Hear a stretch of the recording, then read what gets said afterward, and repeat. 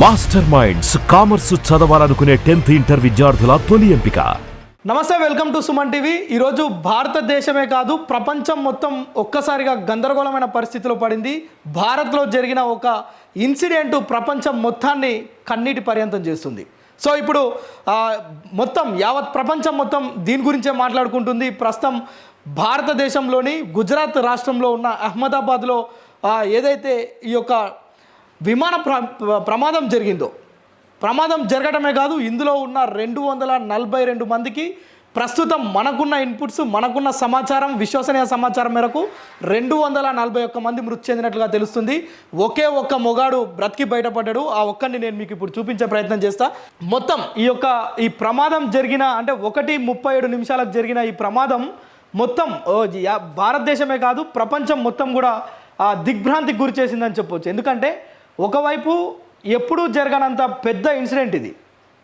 భారతదేశ చరిత్రలోనే 240 మంది మృతి చెందిన సంఘటన, అది కూడా విమాన ప్రమాదంలో జరిగినట్లు ఆ చరిత్రలో లేదు. సో ఈరోజు జరిగింది నిజానికి. అందుకే ఇటు టాటా ఎయిర్లైన్స్ అంటే ఎయిర్ ఇండియాకి సంబంధించి టాటా కంపెనీ నడిపిస్తున్న విమానం అది.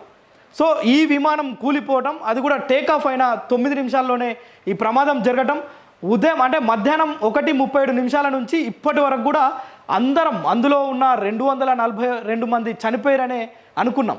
ఎందుకంటే అక్కడ జరిగిన భారీ విస్ఫోటనం, ఆ ప్రమాదం అది మనం లైవ్లో మనం చూపించాం. ఆ వీడియోస్ కూడా మరొకసారి కూడా చూపించే ప్రయత్నం చేస్తే, అయితే ఇందులో ఒకే ఒక్కడు బ్రతికి బట్టగట్టినట్టుగా మనకు కనిపిస్తుంది. ఆ ఒక్క వీడియో, అతని వీడియోని మీకు ఇప్పుడు చూపించే ప్రయత్నం చేస్తా. ఇప్పటి వరకు ఎవరు కూడా ఇది ఊహించలేదు. అంటే ఇందులో ఒక మనిషి బతుకుతాడు, బతికితే ఇలా బయటపడతాడు అని మాత్రం ఎవరు ఊహించలే. అలాంటి వ్యక్తిని నేను ఇప్పుడు చూపిస్తున్నా. ఒకసారి మీకు ఫస్ట్ వీడియో చూపిస్తా.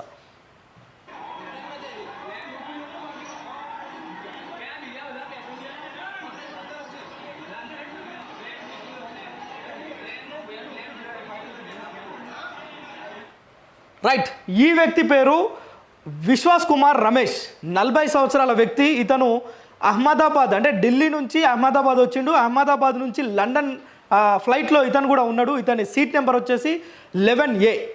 ఆ సీట్లో కూర్చున్న తను ఎక్కిన దగ్గర నుంచి తనకేదో డౌట్ కొట్టింది. అందుకే ఎమర్జెన్సీ ఏదైతే డోర్స్ ఓపెన్ ఉంటాయో, ఎమర్జెన్సీ గేట్స్ ఓపెన్ చేస్తారో అక్కడి నుంచి బయటికి దూకిండు. సో ఆయన దూకిన సంఘటన ఆయన తర్వాత కొద్ది క్షణాల తర్వాత అంటే కొన్ని నిమిషాల తర్వాత అక్కడ ఉన్నవారంతా తేరుకొని చూస్తే అతను నడుచుకుంటూ వెళ్ళిపోతున్నాడు. గాయాల పాలై ఉండు మొత్తం కూడా. సో ఇతను ఈ ప్రమాదంలోనే బయటపడ్డ ఏకైక వ్యక్తిగా ఇప్పటివరకు మనకు అక్కడున్న అహ్మదాబాద్ పోలీసులు అయితే మనకు చెప్తున్న పరిస్థితి అయితే ఉంది. ప్రస్తుతం ఇతన్ని స్థానికంగా ఉన్న ఆసుపత్రిలో చికిత్స నిమిత్తం తరలించారు.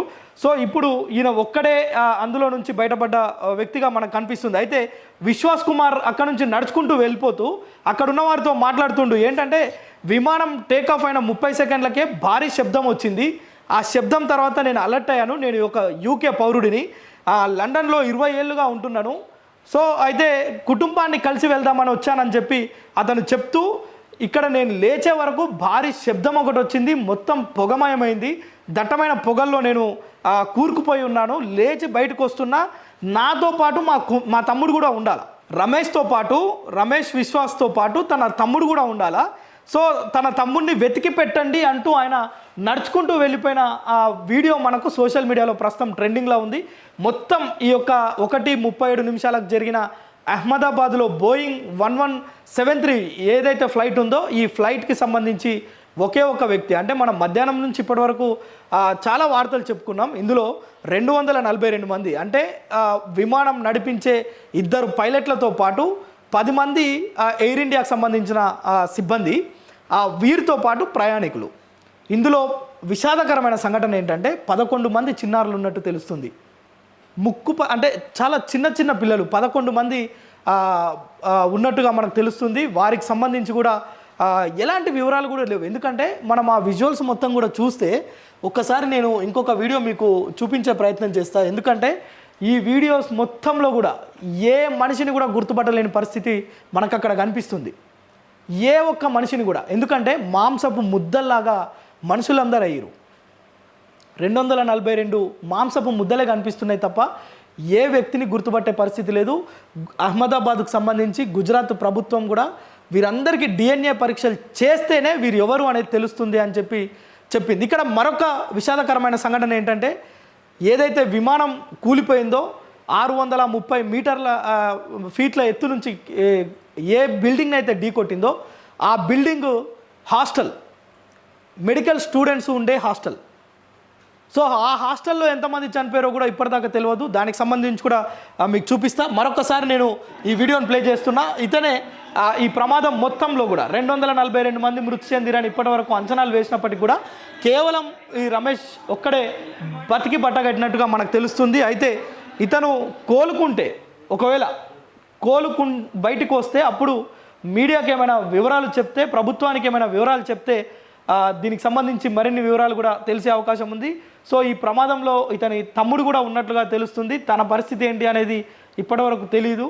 మొత్తం కూడా ఆఫీసర్లు అయితే చేతులు ఎత్తేసిన పరిస్థితి. మొత్తం 242 మంది చనిపోయారు అని చెప్పిన నేపథ్యంలో ఏకైక వ్యక్తి విశ్వాస్ కుమార్ రమేష్ ఇతను ఒక్కడే బయటపడ్డట్టుగా మనకైతే ఇప్పుడు ప్రస్తుతం సమాచారం అందుతుంది. మీ బిజినెస్ ఏదైనా మీ ఊర్లో ప్రమోషన్ చేయాలంటే అది సుమన్ టీవీతోనే సాధ్యం. ఇప్పుడే సంప్రదించండి.